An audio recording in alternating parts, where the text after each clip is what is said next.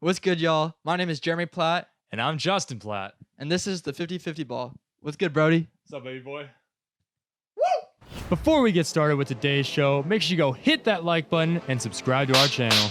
Really make sure you smash that subscribe button. Also, turn on post notifications so every time we post, you know. Yeah, ring that bell. Now on to today's show. Let's go, baby!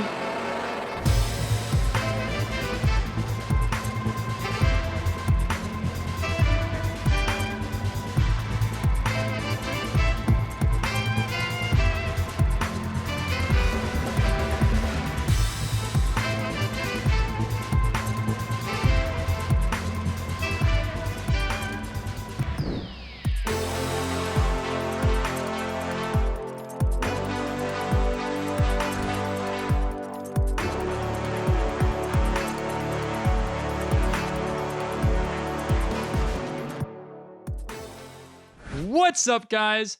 Welcome back to the 50-50 Ball podcast with your hosts, Justin And Jeremy. We hope you guys enjoyed our very first episode last week. It was so much fun to make it, and we're really happy we finally got to release it. It's been a lot of work so far, right, Jer? Oh yeah, we've been grinding away. Definitely. Definitely. And we got a lot more for you guys to see this week and in future episodes. We got a lot of fun ideas, cool segments, and just things we want to talk about. So we're going to kick it off this week with our first segment of the day, the JP Bros Top 1-0s. Roll it!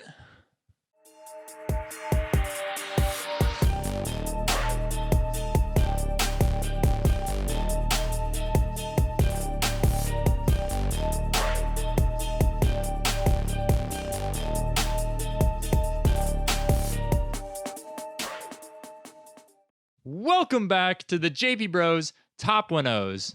So today's topic is uniforms and jerseys.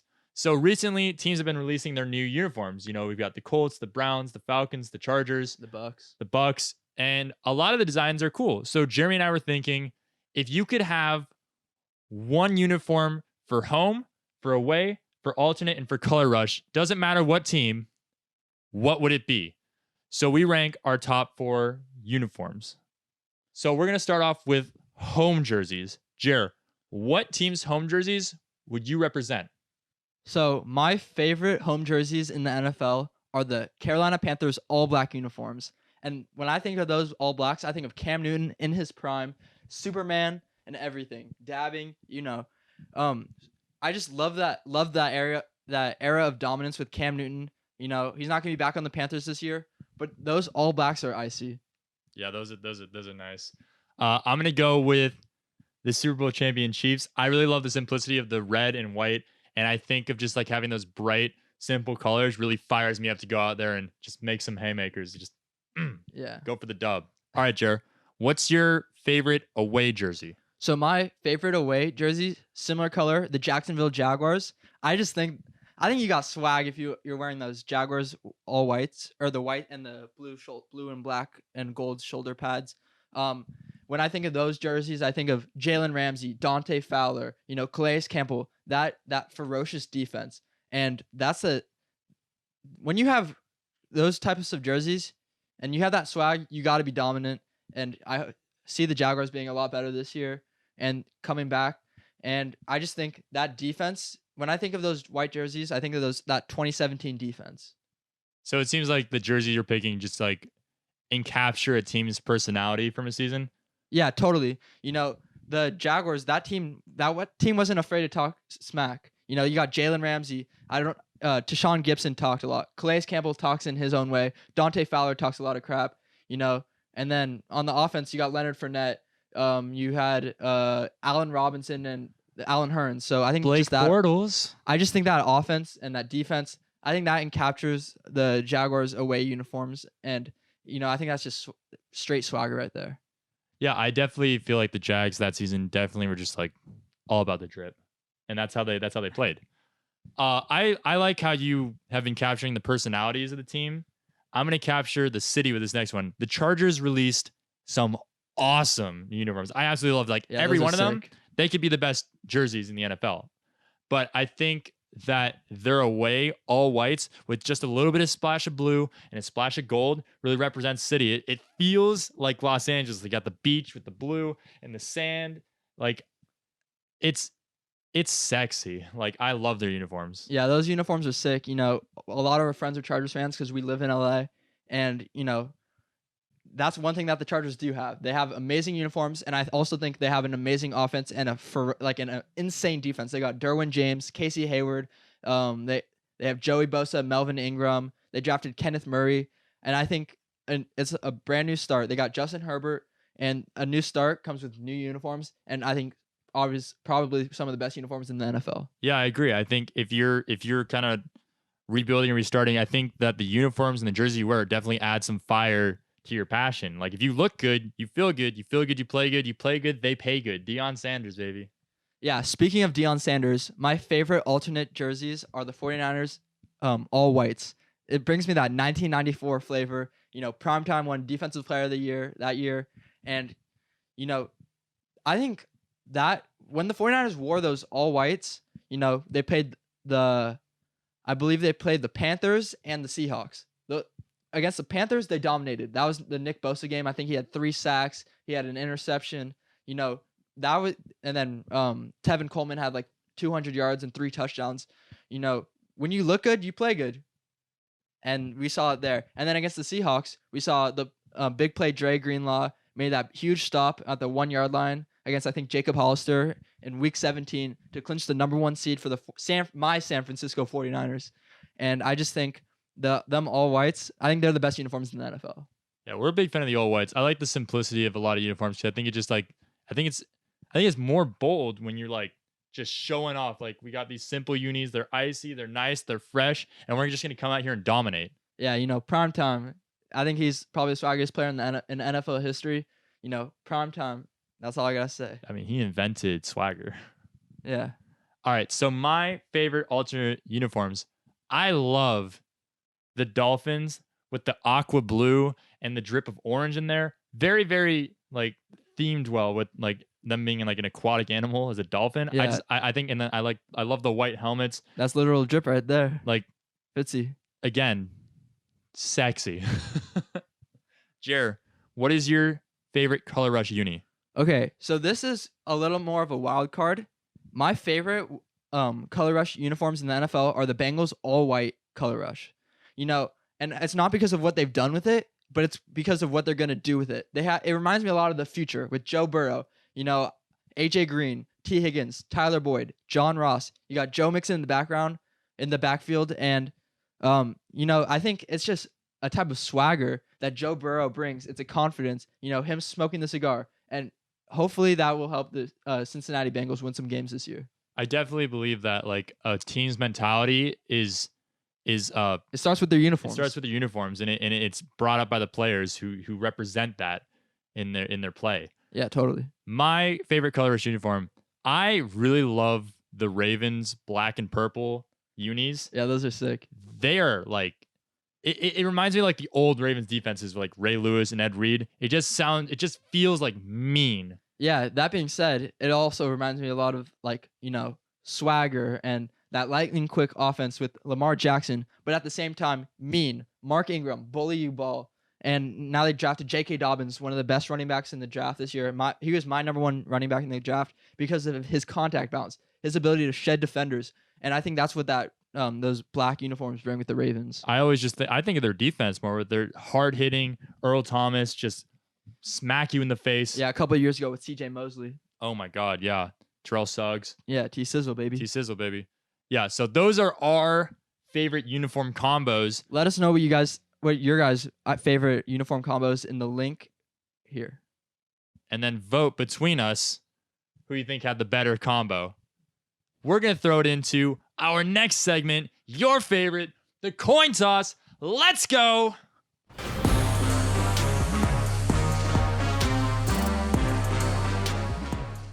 What's up, guys, and welcome back to the coin toss. This is our debate segment. The rules are as follows. Jeremy and I will both bring in a topic and a position on that topic. The twist is that we don't know whether we will be arguing for or against that topic. To decide that, we have to flip a coin. The other catch is that I do not know what topic Jeremy has brought in, and Jeremy does not know what topic I have brought in. Jeremy, please start to the show off with your first topic. So my topic is that George Kittle is a better tight end than Travis Kelce. All right, flip the coin, baby, and let's get it going. So I will be arguing against that point. So I'm arguing for Travis Kelce. 30 seconds on the clock, starting now.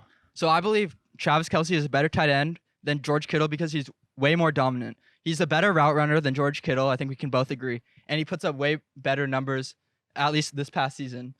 He's not as big in the blocking game, but he has the ability to just take over a game, and I think that's what you want out of your number one tight end. And he pairs perfectly with Tyreek Hill, and I think that's another reason why he puts up these great numbers, because he is a guy who can take it over to the top to relieve stress from the safeties, and he's a great safety blanket for Patrick Mahomes. So now I will be arguing for my guy, George Kittle. 3, 2. I think George Kittle is an overall better tight end than Travis Kelce. I think he's a better blocker. I think he loves getting his hand in the dirt. And you saw what that Niners offense did this year, running the football, being second in the NFL with Raheem Mostert and all their running backs. I think George Kittle has a better ability to go down the field and make bigger plays. I believe he had 16 plays over 20 yards this year when Travis Kelce had 13. And then also, he's obviously league history, 13,770 yards. He set the record for tight end yards ever. And I think that just sets him apart from Travis Kelce. Now we will both have a chance to have a rebuttal against the argument we just made. Another 30 seconds on the clock. Jeremy, you're going in 3, 2, 1. If we look at who George Kittle's head coach is, in my opinion, Kyle Shanahan is the best play caller in the NFL. He schemes guys open extremely well. We saw what he did in the Packers game in the regular season, where George Kittle caught the ball on a corner post. But I think Travis Kelce, the way he can take over a game and just dominate in the passing game and the receiving game, he understands zones so well, and he can manipulate a defense better than any player in the NFL. I just think Travis Kelce is more dominant than George Kittle. All right, 3, 2. If you want to talk about dominance, did you see that Saints game where George Kittle just ran through like 4 Saints players? He's an absolute monster. I think the energy that he brings, similar to Kelce, fuels that offense. And obviously, Kelce is in a better situation with Patrick Mahomes there, but I think Kittle's presence on that team is what sent them to the Super Bowl this year. I think without him, they don't make the Super Bowl, because the impact he makes in the run game, in the pass game, and the safety blanket he provides for Jimmy Garoppolo overall. I think he's the better of the 2 tight ends. I think moving forward, he's also younger than Travis Kelce, and I think he'll have a more dominant saga throughout his career.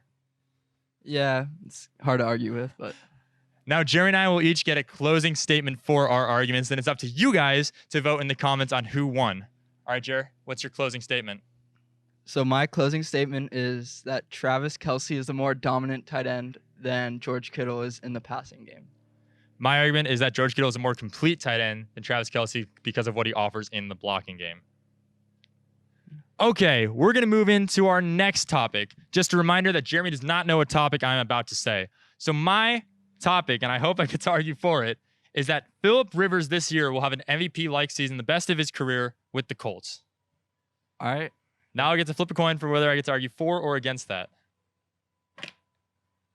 I have to argue against that now. So Jared, put 30 seconds on the clock. Ready? 3, 2.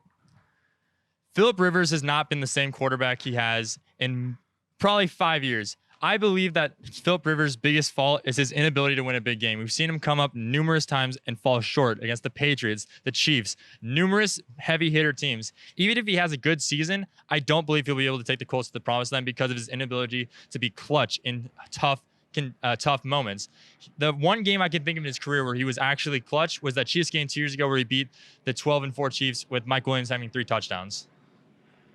All right, so now I have to argue for why Phillip Rivers will be an MVP candidate this year. 3, 2, 1. First of all, Phillip Rivers has never had the offensive line that he has now with the Colts. He's playing with an actual home field advantage, which he's never had since probably when he was at Qualcomm Stadium. And his receivers this year, I think Michael Pittman's going to be the best rookie receiver in the NFL this year, maybe outside of Justin Jefferson. And he has T.Y. Hilton, one of the most reliable receivers in the NFL, and of course Big Q up front, and he has a dominant running game. So now Justin has to do a rebuttal for that, and I'm going to give him 30 seconds starting in 3, 2. Yes, He does have a great offensive line. I will give you that. But this is not the first time Philip Rivers had a great run game. He had it 2 years ago when he had Melvin Gordon leading the league for the majority of that season. He also had two great wide receivers in Keenan Allen and Mike Williams, not to mention Travis Benjamin and a great tight end in Hunter Henry. He had the weapons around him. Yes, his offensive line was not great, but he's always had pieces around him, including LT and everything. I mean, he's Vincent Jackson. I can go on with the wide receivers he's had. He has not been able to put together a season like this. And yes, he's back with Frank Reich, but I don't think he's going to make a difference because I think his age is going to deter him from having that type of season. All right. 3, 2. So first of all, I think Philip Rivers has been in one of the toughest divisions in all of the NFL at the AFC West. Now he goes to a much easier division with the Jaguars, Texans, and Titans. And then he's never had. So the NFL is going towards a more spread area or spread offense with a ton of passing. While I think the Colts are going against that. They're going to be able to run the ball with Marlon Mack and Jonathan Taylor, the best offensive line in the NFL, one of the best blocking tight ends with Jack Doyle, and he also has Michael Pittman and T.Y. Hilton. So now Jerry and I will both give a closing statement for our arguments. I believe Philip Rivers' age will prevent him from having an MVP type season with the Colts, especially because of that run game also will be taken away from his stats. I believe Philip Rivers will take the league by storm in a new offense or more of a new team with the Indianapolis Colts. All right, guys. This has been the coin toss. It's up to you guys to vote who won in the comments below. Please let us know, and we'll see you guys next time. Welcome back, guys. So Jeremy and I have been talking for this next discussion piece. We really wanted to go over some nicknames. I feel like nicknames are a big part of football because they become synonymous with the player and they become kind of legendary. Like we were talking about Deion Sanders earlier, prime time. Yeah, that being said, these aren't just any nicknames. These are what we call the ultimate nicknames. The nicknames that you guys hear all the time with a bunch of different players, and we want to assign one player to that nickname. So Jeremy and I each have a choice for each nickname, and then it's up to you guys to tell us who you think is the ultimate version of that nickname and who had the better list, okay? So we're going to start off with, everyone here's Gunslinger. Gunslinger is a risk-it-no-biscuit QB who is willing to make the play to win the game every single time. Yeah, definitely. And I think of all time, we think of Brett Favre. You know, he might have 300 yards and 3 touchdowns in a game, but he could also have 2 interceptions. And that being said, my ultimate gunslinger in the NFL, you guys might be thinking Patrick Mahomes, Aaron Rodgers, but those guys are pretty consistent with the ball. They don't throw a lot of interceptions. My gunslinger is Jameis Winston. You know, 30 touchdowns, 30 interceptions this year. And he's not afraid to throw it up. He's not afraid to take a chance to Mike Evans or now maybe Michael Thomas if he gets in the game with the New Orleans Saints or Emmanuel Sanders, even Jared Cook. You know, Jameis Winston is the ultimate gunslinger because he kind of just throws it up there hoping someone's going to get it. And, you know, he's got LASIK surgery and, you know, he's training a ton. He just looks a lot better this year. Yeah, I definitely think that Jameis is on the up and up. We should also state that we are only doing current NFL players. So not all time, just currently in the NFL, who represents this nickname the best. My ultimate gunslinger, I'm going to go with my guy, Phil Rivers.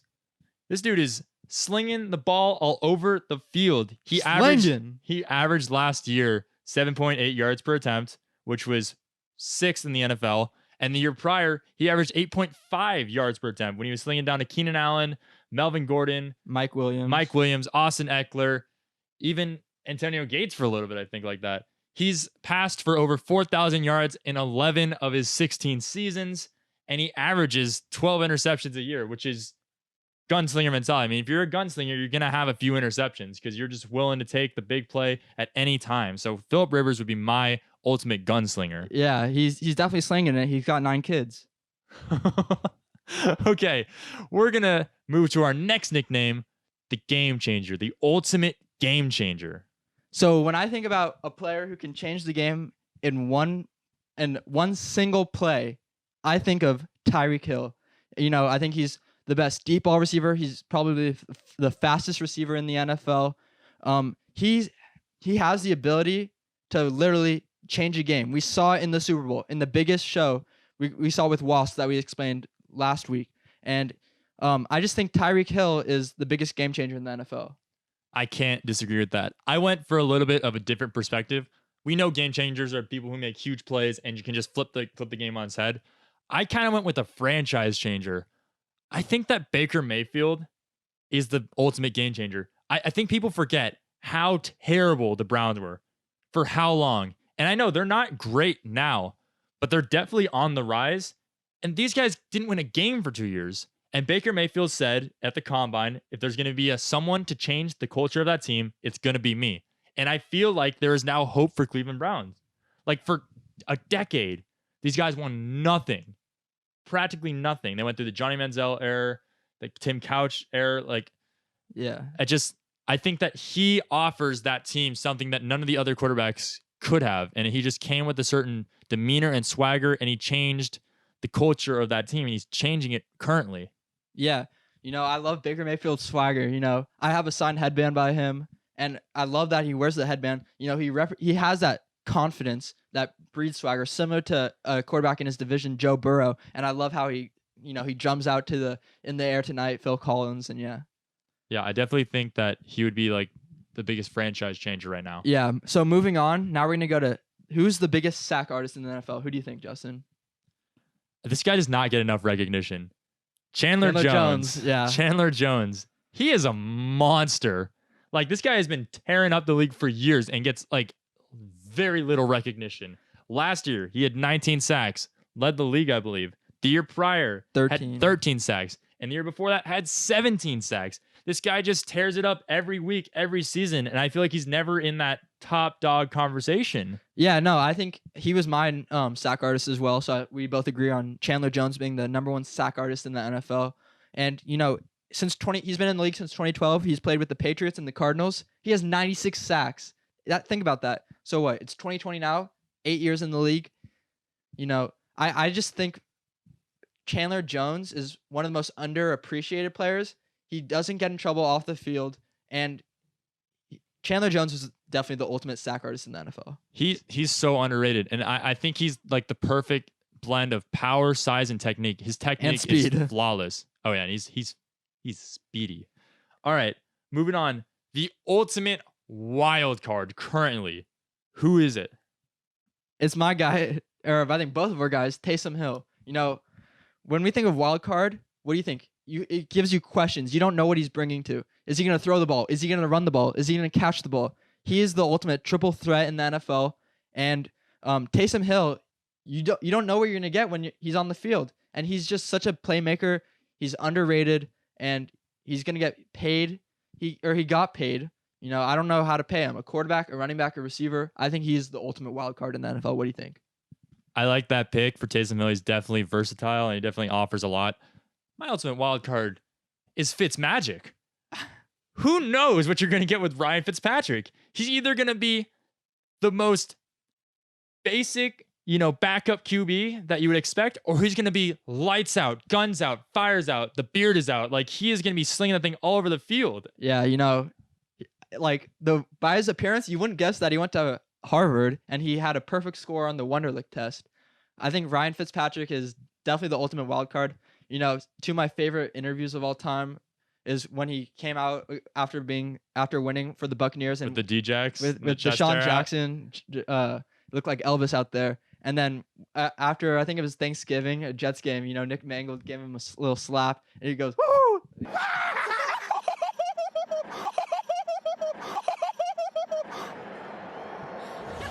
Is this live? He's all fired up. Yeah, he's got the big cut on his forehead. Like, I honestly think, like, if you were gonna tell me, like, okay, at their best, you can have one quarterback for one play in the league. If you threw Fitzmagic's name in there, I'd consider it. When he's playing lights out, he's lights out. I don't think I would pick him, but I don't know if I'd pick him, but I definitely would consider him because I want a little bit of that Fitzmagic in there. All right, let's move on. So now we're gonna go. We always talk about the clutch player, the player who steps up in the biggest moments. Let's talk about the unclutch player. Who's your number one unclutch player in the NFL? Okay, I didn't choose an unclutch player. I chose an unclutch person, and you're not gonna like it. I chose Kyle Shanahan. I love Kyle Shanahan, and don't get me wrong, he has won a ton of huge games. But I think to be the most unclutch, you have to have one of the most unclutch moments. Not only does he have one, he has two. In the Super Bowl era history, only 3 teams have given up more than 10 points, have had a 10-point lead and lost it. Kyle Shanahan is involved with 2 of them, with the Falcons and with the Niners this year. Those are 2 of the top unclutched like coaching perspectives ever, and I think that gives him the top for me. Okay, so I completely disagree with that. I think Kyle Shanahan is the best coach in the NFL, if not top 3. I'm not disagreeing with you that. I love Kyle Shanahan. Let me talk. So Kyle Shanahan, if you look back in the Super Bowl, there was a ton of missed moments by not Kyle Shanahan, but by Jimmy Garoppolo. And I'm not trying to throw Jimmy Garoppolo under the bus, but there was throws. Kendrick Bourne was open. George Kittle was open in the middle of the field, and Emmanuel Sanders was open on that deep post. That's not Shanahan's fault that his players don't complete the play. And I'm not trying to throw anyone under the bus, but I just think it's insane that you call Kyle Shanahan the most unclutched person in the NFL. If you're calling out Jimmy G, you should call out the coach for having him putting the ball in his hands. You guys were up by 10. They should have run the ball in Atlanta, ran that clock out, not giving Brady a chance, and you guys had a 10-point lead. Should have run that ball and not given it back to Patrick Mahomes. Keep running it. That was your game plan. You guys were second in the league all year. If you didn't want it in Jimmy Garoppolo's hands, put it in the guys that got you there. It's like, in my opinion, you can't settle for 20 points. You got to go for more. And I understand that it wasn't working, but Shanahan had stuff. It just didn't come. And I just totally disagree with that. But I'm going to move on. So now my most unclutched player in the NFL, and even though in the playoff game he came up huge, Kirk Cousins. When I think about clutch, I think about who's the one person you want on the field. Let's say you have to have one play or you have a 2-minute drill. And I might think of Tom Brady, but who's the last person you want? I think of Kirk Cousins. He did step up huge for the Saints, or against the Saints. But other than that, I don't see him making plays on the regular basis, coming up big. We know what he does on Monday Night Football. Sometimes he plays well, sometimes he plays terrible. But he doesn't win on Monday Night Football. And he's just, I wouldn't want the ball in his hands with under 2 minutes to go. I love Kirk Cousins, but I can't necessarily disagree with what you said. I love what he did in the Saints game. I think that was awesome. But then you forget that the following week they got blown out by the Niners.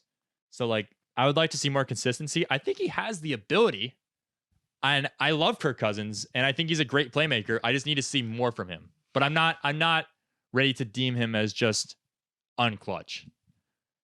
I can see you're fired up after my Kyle Shanahan comment. All right. There are a lot of players in the league called ball hawks. Those are guys that just go and seem to find their hands on the football, mostly DBs, safeties. It can be a linebacker too. Jared, who's your ultimate ball hawk currently? So usually when I think of a ball hawk, I think of a safety, but I didn't go towards that direction. I went to a corner, the corner for the Los Angeles Rams, the Baltimore Ravens, and Marcus Peters. So he's been in the league since 2015. 8 picks his rookie season. He had 8 picks his rookie season, 6 the next, 5, 3, 2, 3. He has 6 interceptions for touchdowns, 6 pick sixes, and so 27 in his career. That's insane. He's been in the league for 5 years, and he doesn't get talked about enough because he is one of those guys who will jump on the ball, but he's a ball hawk because he sniffs out the play before it happens, and that's why I love Marcus Peters. He talks crap, and I love him for that. Yeah, I literally had the same person. I mean, I just thought people forget about Marcus Peters because he didn't necessarily fit the system with the Rams, but the Ravens, I mean, he had he 2 identical pick sixes. Yeah, he came in right away and started making plays. And so he had 3 pick sixes this year. That's insane. And he had 5 overall picks this year. Yeah, no, I couldn't agree more. I can't believe we both said Marcus Peters. We don't know who each other picked, by the way. All right. In the game, there are momentum shifts, and a huge momentum shift is when a player gets trucked or hit really, really hard. That's called a hit stick when their lights get knocked out. Who is your ultimate hit stick player? So I think of all time, we both can agree that Cam Chancellor, Ray Lewis, those are some guys who we believe are ultimate hit sticks. But right now, I'm giving it to Tyrann Mathieu. He's that guy who before my football games, I watched his highlights of, when the Honey Badger, LSU. I watched him with the Cardinals, the Texans, and now with the Chiefs. He stepped into that leader role, and he's probably one of the last guys I'd want to go head up against in the NFL. If I was going to choose a defensive player, I would choose him. I was going to pick a linebacker or a safety, but I wanted to pick someone who I just want to remind the world of how terrifying this guy was? He is still in the league. Marshawn Lynch. As a running back, Beast mode. beast mode, he is quoted as saying, I want to run through a mofo's face. Like, he is not looking to juke. He is looking to run through you and then punish you. Yeah, he's about that action, boss. About that action, boss. We love Marshawn Lynch. I mean, I'm so happy he's back in the league. And yeah, he's my ultimate hit stick because coming up, if you see him in the backfield, you know it's going to be a fight all day long. All right. Speaking of a fight, there are some bullies in the NFL. There are some guys that just want to beat you down and see you lose. They want to take your soul from your body, and they want you to know that they did it. Who is your biggest bully in the NFL? So I think there are a lot of guys who have that mentality in the NFL. You know, you can go Richie Incognito. You can go Vontaze Burfict. But I went towards a more positive side, you know, and all I got to say is, look at the details. Mark Ingram, you know, so what I was talking about going head up against, imagine you against one-on-one against Mark Ingram. He's the last player who I'd want to have to make a tackle against. 3rd and 1, it's one-on-one. He's running through you. He's running through your face, and he's taking it to the crib, you know, to the apartments, baby. Yeah, I like the Mark Ingram pick, but I'm just telling you straight up, if you're talking about one guy you don't want to go against the league, it's got to be Big Q. Quentin Nelson, guard for the Colts. This guy is just mean. Like, he is so mean. Like, I am scared for his opponents. You saw this hit on Barry Church. He's throwing Jadeveon Clowney around. He's throwing everybody around. He does not care. I saw this clip of in practice where they were warming up for a game, actually, and he got hit with the ball from one of the punters, and he walks up to him and says, don't ever do that again. I mean, he's just terrifying. He is huge, and he does not care. He will knock your lights out. If you see Quentin Nelson pulling around the corner, whoo, it's over. Yeah, you should also check out his interview on Bussin' with the Boys with Taylor Lewan. Hysterical. It's hilarious. All right, moving into a lot of players. If you're in the NFL, you have to be smart. Like, there is so much that goes on that you have to be aware of, and so many things you have to learn. But there are certain players on the field who go beyond just understanding, and they begin to teach. And who is your ultimate coach on the field? So my number one coach on the field is Earl Thomas, the safety for the Baltimore Ravens. Sticking with Baltimore, you know, I think he's one of the most underappreciated safeties in NFL history. He's a first ballot Hall of Famer, in my opinion. We saw what he did with the Legion of Boom, where he was with Cam Chancellor, Richard Sherman, and a ton of other guys.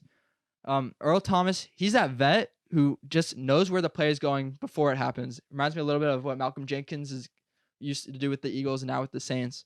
And I just think Earl Thomas is the ultimate coach on the field. I love that pick. I'm going to go with Richard Sherman. Richard Sherman, to me, is very, very fundamentally and technically sound.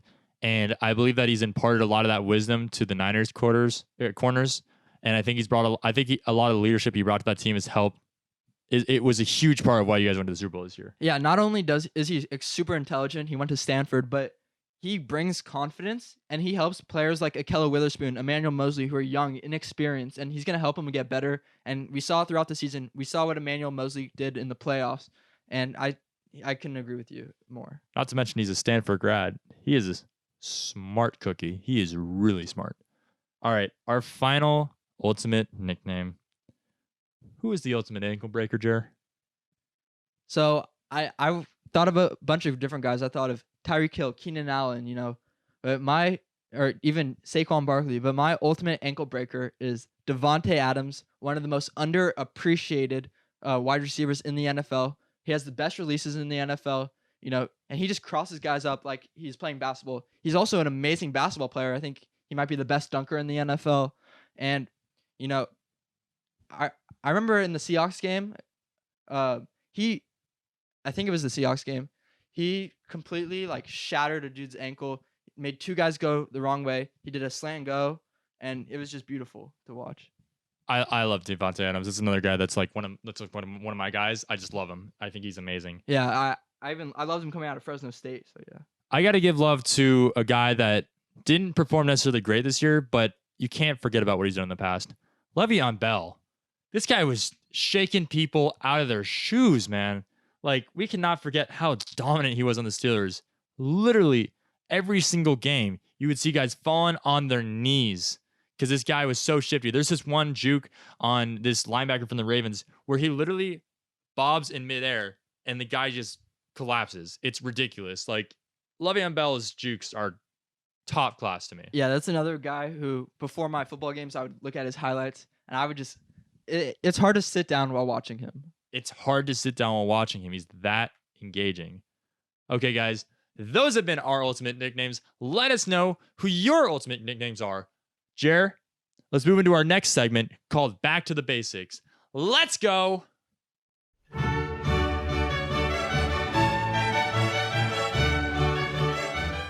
What's up, guys, and welcome to Back to the Basics. This is our segment where we break down positions and help people who don't understand football as much or want to learn more understand the game and what goes beyond the numbers. So in this segment, we will take a position and break it down and simplify it so those who don't understand can help and watch along and have a great time when the games are going on it and understand a little bit more than what they think.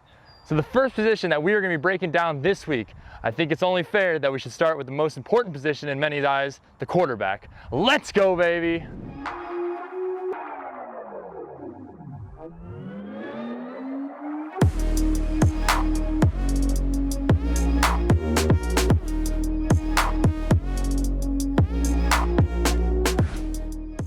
Okay, guys, when starting off with the quarterback position, you think of a lot of guys. You think of Tom Brady, Patrick Mahomes, Lamar Jackson, Joe Montana. There's a bunch of different types of quarterbacks out there. They usually are your franchise, your leaders, the guys who set the example for the team. They're your signal callers. Their job is to deliver the ball to the receivers, to the running backs, to set up protections and schemes to read the defense, to allow your team to have success. That means going up and down the field and scoring a lot of points. So, when you start to look at the quarterback positions, it's helpful to know that there are different types. There's your standard drop back quarterback. You think of Tom Brady, Joe Montana, Ben Roethlisberger, the guys who drop back and deliver the ball efficiently and fast and just get it done. Then there's more of your runners. These guys are types like Cam Newton, Lamar Jackson, Michael Vick. These guys have the ability to use their legs to create plays and to create openings. Then there's guys known as the hybrids who do a little bit of both. Think a little bit of Patrick Mahomes, maybe Josh Allen, and what Lamar Jackson is becoming is the most efficient hybrid quarterback, okay? So when you look at this position, there's a few things you have to notice. One is that they have to be extremely cerebral. They have to be able to look at a defense and break it down quickly. They have to be able to communicate that to the rest of their team as well, including the line, the tight ends, the running backs, and the wide receivers. The most important thing about a quarterback is you have to be poised, you have to be calm, you have to be efficient, and you have to be able to deliver it in times of pressure. That's known as being clutch. When the game is coming down and it's on the line, you have to be able to deliver.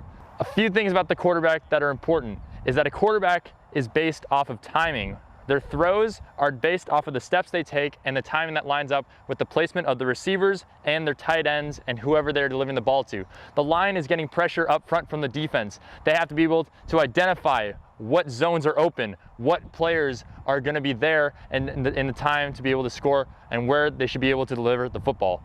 To do this, you have to have repertoire, and that takes practice and repetition, and you do it over and over and over again. Practice makes perfect. And the best quarterbacks that you know, Russell Wilson, Tom Brady, Aaron Rodgers, these guys are masters at this. Okay, the first thing a quarterback has to do when he walks up to the line, he has to dissect the defense and determine whether they're in man or zone coverage. He has to look at the safeties alignment, the corners alignment, how many down linemen there are. He has to determine what his team needs to know to make sure this play is successful. Then he has to communicate it to his team by making it audible, which is an in-play adjustment. Most quarterbacks do this by certain keywords or certain hand movements or phrases that let their teammates know.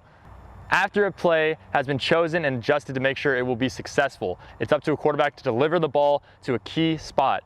Now, the offense is based off of timing. The steps that the quarterback takes are in relationship to the steps the receivers take and their running backs take. It's also to allow the line to create protection for them long enough so that the play can be successful, okay? The defense is based off of reaction. So whenever the quarterback or the offense moves, the defense is reacting to their movement.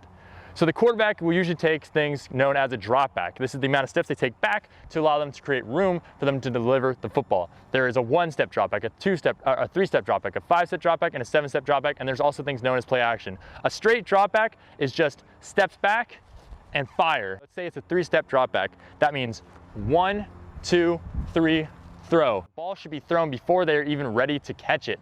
That is known as timing, and that's when the play is most successful. Because if the ball is thrown before the receiver and the DB can react to it, then you are gonna have an open zone.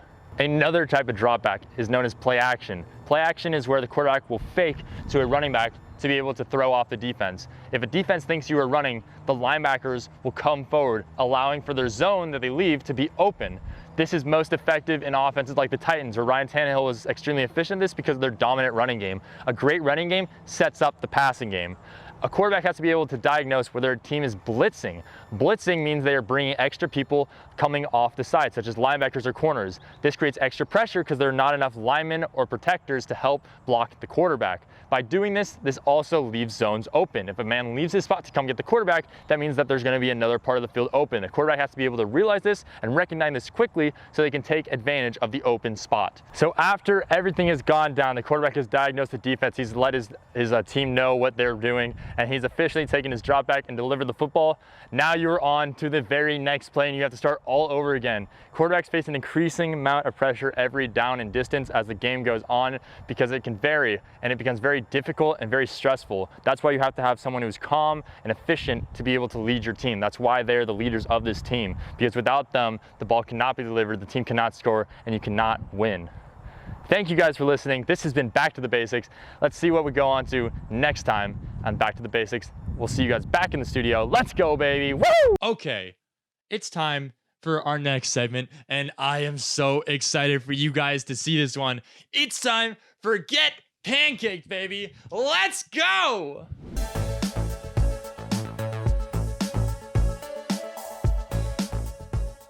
What's up, guys? Welcome to one of our favorite segments, Get Pancaked. This is the punishment segment of the show, and in my opinion, one of the most embarrassing segments of the show.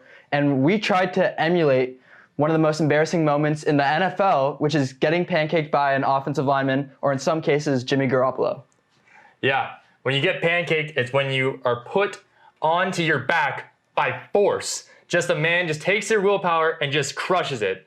So, as one of the leading offensive guards in the NFL, Quentin Nelson, who's one of our favorites, we brought in a special guest to spin the wheel to decide who will get punished. The punishment today is we are waxing. Either we will wax one side of Jeremy's chest, or we will wax one of my legs entirely. And to spin the wheel, we've got offensive guard out of Ball State, drafted by the Indianapolis Colts, Danny Pinter. Woo! Come on in, Danny. I'm actually not that. Danny Pinter. Danny Pinter, All right. baby. All right, Danny, get ready to spin that wheel, baby.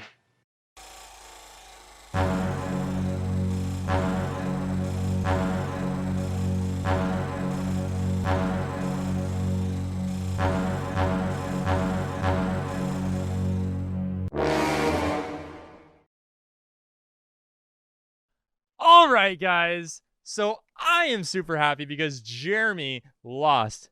Your name was on the wheel. So today we are going to wax your chest.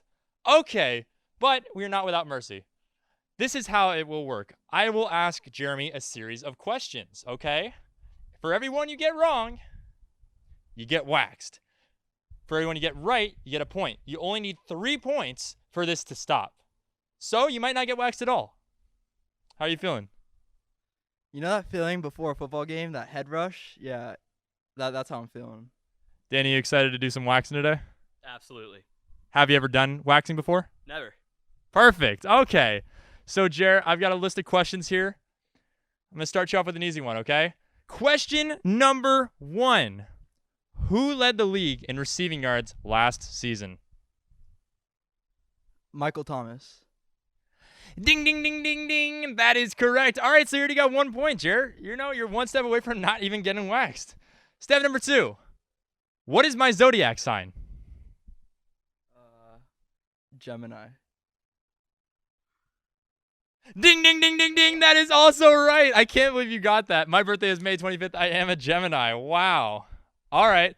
So you have 2 questions answered correctly. You might not get waxed today, bud. All right. Question number 3. What year did Peyton Manning host SNL? 2004. 2014. 2007, on March 24th, Peyton Manning, the great quarterback for the Colts and the Broncos, hosted SNL. So, Jer, you're not getting through today without getting waxed, bud. What are you feeling going into this? I feel ready. Let's go, baby. Let's go, baby. All right, I like that approach. Just hyping yourself up as Danny gets the wax already. You excited, bud? As excited as I'll ever be. All right, Jer. How's that feel? Is it really hot? It's hot. It's already hurting. Hate you. That's enough. That's enough. All right. This is my favorite day ever. I love this. All right. And now the strip goes on. You gotta rub it like 2 or 3 times. Get that on there nice and firm. You ready? I'm ready. All right, here we go. All right, Danny, make sure to pull that skin taut, okay? Oh, absolutely. All right. Ready, Jay? 3, 2, 1. Oh my god. Oh my god. So, Danny, how did it feel to get drafted by the Colts this year? Again, that's not me, dude. Excuse me, I'm trying to ask a question. It's not me. It's a different Danny Pinter, dude. my god. It's not you? No.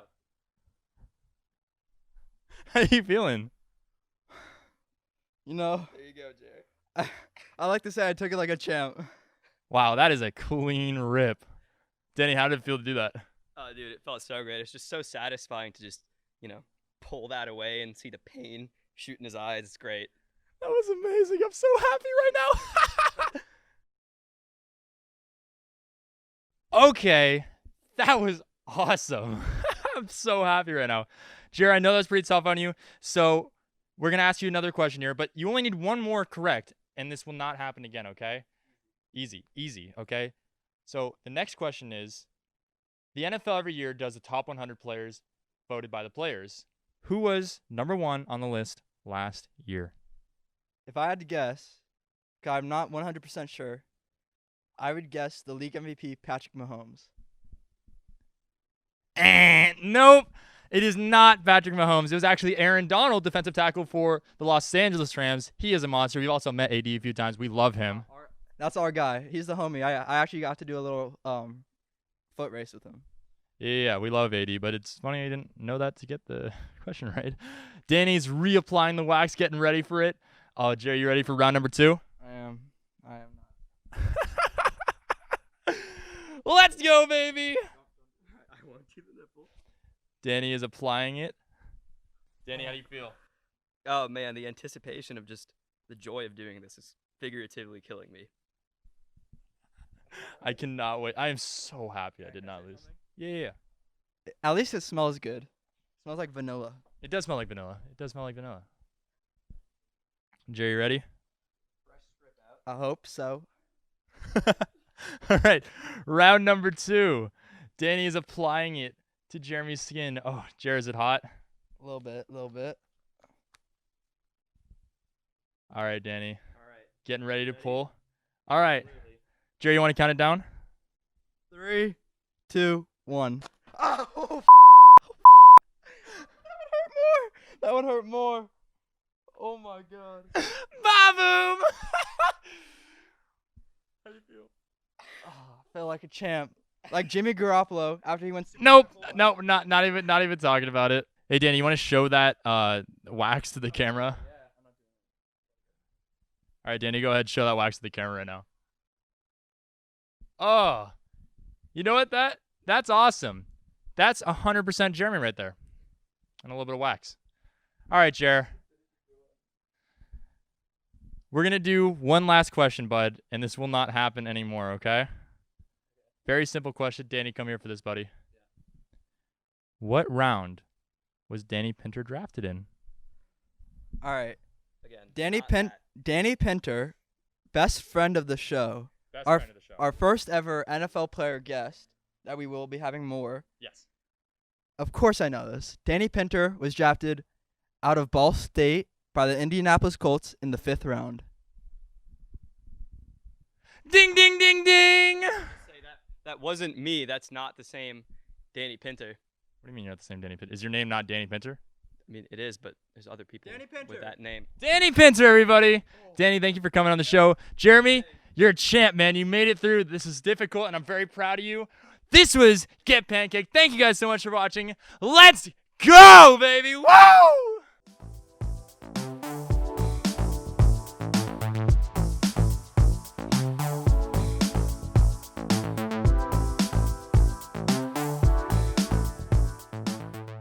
Welcome back, guys. It is time for the 2-minute drill. The 2-minute drill is at the end of the game. Game's on the line, and you need a clutch performance. You need a play. You need your quarterback and your team to be focused under pressure. You have to be comfortable being uncomfortable. Yeah, the 2-minute drill is where your money is made. Yeah, so we're emulating the 2-minute drill in talk show type. Yeah, we're going to throw a bunch of quick hitters at each other, and you have to answer the question under pressure, but be calm and confident. Yeah, so we each have 1 minute on the clock, and I'm getting my phone ready right now. And we're going to start off with a bunch of quick hitters. I'll actually start you off, Jer, because I'm going to ask Jeremy a bunch of really fast questions. And you got to give me fast responses. No time to think, and you might have to explain. You got to do it quick. All right, Jer. We're starting off the 2-minute drill, starting in 3, 2, 1. Who's the funniest player you've ever met? John Ross. What song represents Tom Brady? The Greatest by Sia. If you were going to cast someone in the NFL to play you in a movie, who would it be and why? Kyle Shanahan. I think we look kind of similar, and I just love Kyle Shanahan with that swagger. What do you think Aaron Donald's favorite vegetable is and why? Aaron Donald is definitely a carrot. He's crunchy and because he's so strong. Yeah. Is John Harbaugh a cat person or a dog person? Dog person. He's a dog. When was Drew Brees drafted? 2001. By what team? The Los Angeles Chargers. Let's go, baby. Let's go. All right. So now I will be putting Justin on the clock for 1 minute. Ready, set, go. Funniest player in the NFL. Juju. Mexican or Chinese food? Chinese food. Best end zone celebrations. Juju's Kamehameha. Dream vacation. Hawaii. Aaron Rodgers or Brett Favre? Rodgers.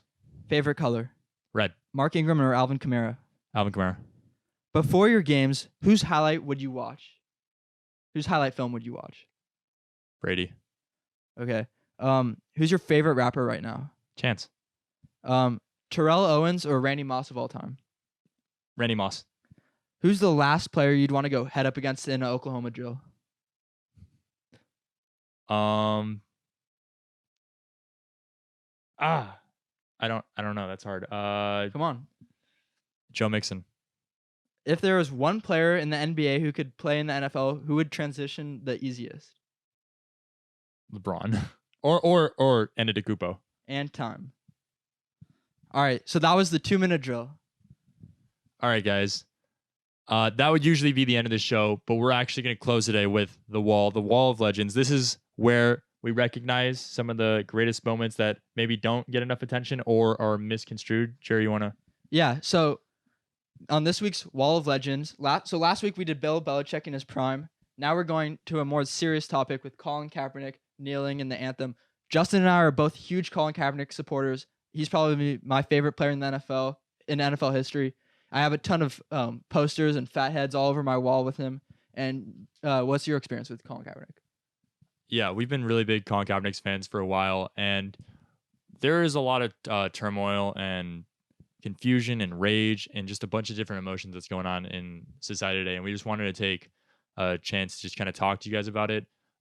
Just for a little background information, the picture we have today is Colin Kaepernick kneeling. He did this in 2016, but actually what a lot of people don't know is prior to this, he was actually sitting down. And Nate Boyer, who was an NFL long snapper and also served in the Army for 6 years, saw this and, like many Americans, was outraged. He thought it was highly disrespectful to the flag in the country. He didn't understand why, but he wanted to find out more. So we talked to Colin, and Colin and him sat down, and Colin relayed his message that it's to bring awareness to civil injustice and oppression. And Nate goes, I can understand that. But I think you should carry about your message in a different way. And Colin goes, agreed. I don't want my message to get lost in the way I'm doing it. He goes, I think you should kneel, because in the military, soldiers kneel at the graves of their fallen brothers and sisters. And Colin said, I agree. So by taking a knee, his goal was to bring awareness to the horrible injustice that has plagued our country for years. By kneeling for those of our brothers and sisters we have lost because of this violence, this horrible, horrible violence. But yet his message was misconstrued. People took it as disrespect to the flag, and I can understand why. But he said very clearly, this is not about that. I respect everyone who is serving our country and fighting for us. I respect them. I appreciate them. But that is not my message. We need to face the people who are plaguing this country. It's not okay. Colin Kaepernick is very aware of what could happen to his career as he made this move.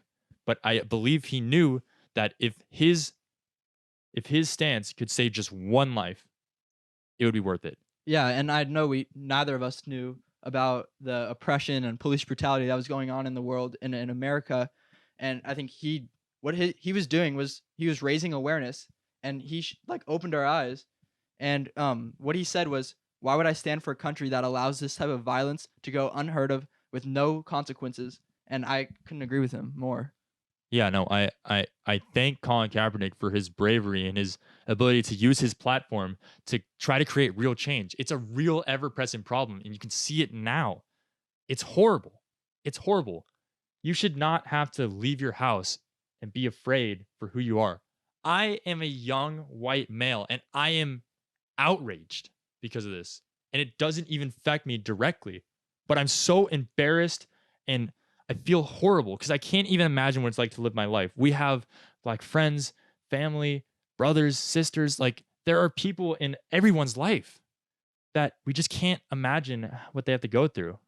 Yeah. So I remember when Kaepernick initially kneeled, I was in 7th or 8th grade, and I was extremely vocal about him, about why he's doing the right thing, and why I wish I could find a way to protest with him. So I would sit for the Pledge of Allegiance, because we didn't do a national anthem at my school, and I got a ton of hate from my teachers. I got some hate from my friends, some just random people that I know. They're like, "Why does this matter? You're a white kid. This doesn't pertain to you."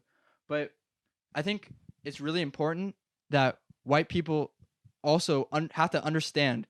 So Colin Kaepernick, he grew up in a predominantly white area in California. He was adopted by 2 white parents, and what he did, he educated himself. He read books. He went to college. He went to universities and listened. And the number one thing that I would tell white people to understand where this is coming from is by educating yourselves, understanding what black people have to go through on a daily basis, from doing the most simple things, and to understand what white privilege is. White privilege isn't having the ability to buy materialistic items. It's the ability to go jogging without having your life threatened. Ahmaud Arbery. It's the ability to sell CDs without having your life threatened.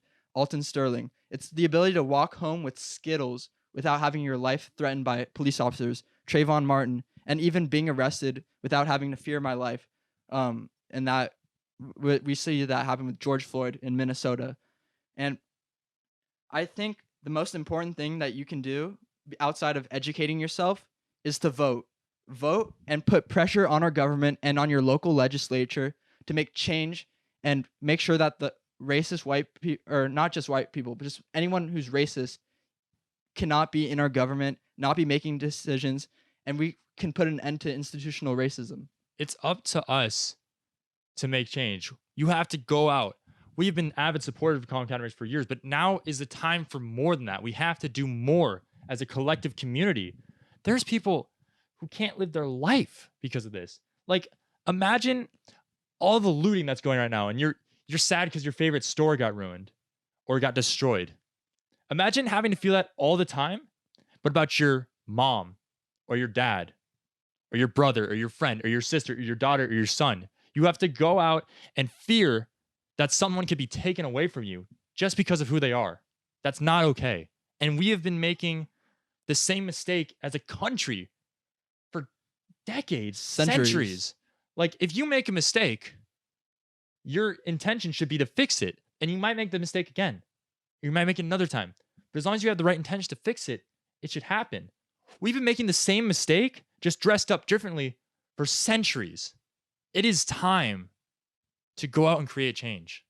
And it's time to inform those who don't understand or don't believe why that's not right. We have the power. We have the choice. Let's go make something happen. Yeah, and that being said, so I would say the best things you can do outside of donating money to the memorial of George Floyd and making sure that that all the officers involved in his killing get locked up is to educate yourself, to vote, and to make sure that you know what you're talking about and know what you're saying, because you have to be. Racism shouldn't be an uncomfortable topic. It should be comfortable that everyone should agree that it shouldn't exist, and it shouldn't be in our schools, in our police, in our daily lives, and we have to put an end to institutional and systemic racism. I agree. All right, guys. That's all we're going to say on the topic for now. We hope everyone is safe. We hope everyone is staying healthy and being proactive and trying to make change. Thank you guys so much for listening. This has been the 50/50 Ball Podcast. We'll see you guys next week. Let's go, baby.